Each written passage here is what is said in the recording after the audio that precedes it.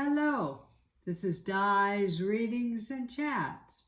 Thank you for joining me. Today, I will be reading a Mark Brown story called Arthur and the True Francine. It's been written by Mark Brown. It was the first day of school. Everyone was worried about which teacher they would get. I hope I get Miss Sweetwater, said Francine. Anyone's better than Mr. Ratburn, said Arthur. He sleeps in a coffin, said Buster, and he drinks human blood. A big black car drove up. Who died, said Francine. Maybe Mr. Ratburn, said Arthur. A girl got out. I'm Muffy Crosswire. Where's the third grade, antenna ears? Just ask for Mr. Ratburn, said Buster. They all laughed. Everyone read Mr. Ratburn's class list first. Francine groaned. Not Ratburn, shouted Arthur. Impossible, said Sue Ellen.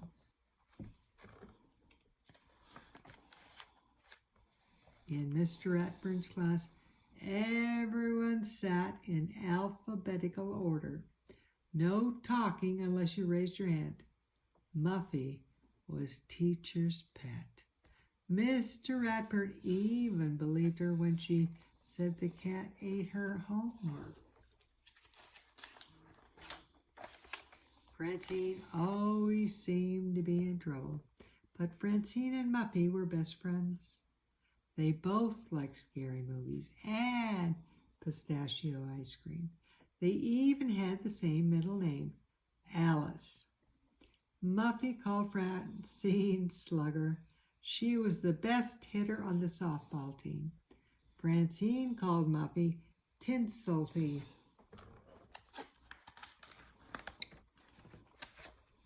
Muffy went to Francine's to study for the first big math test.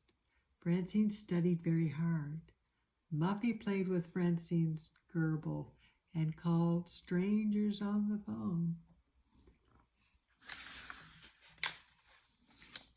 In the test, Muffy copied all Francine's answers, even the wrong ones.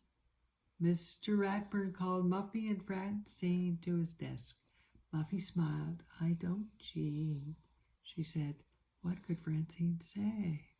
Francine, said Mr. Ratburn, I'll see you after school every day this week.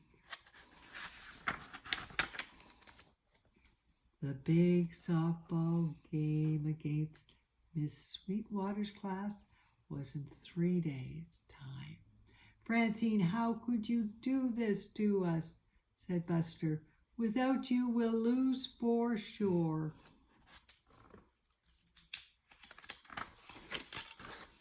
Every day after school, Francine cleaned the blackboards and waited and watched the team practice. Boy, did they need help. Every day, Muffy waited for Francine, but Francine walked right past her. Muffy couldn't eat or sleep. Should she tell Mr. Ratburn the truth?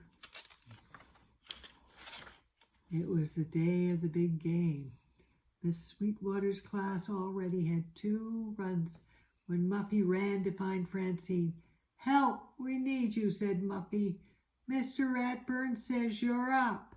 Not unless you tell him the truth, said Francine. Well, put on your mitts, said Muffy. I already did. Francine saved the game with a home run.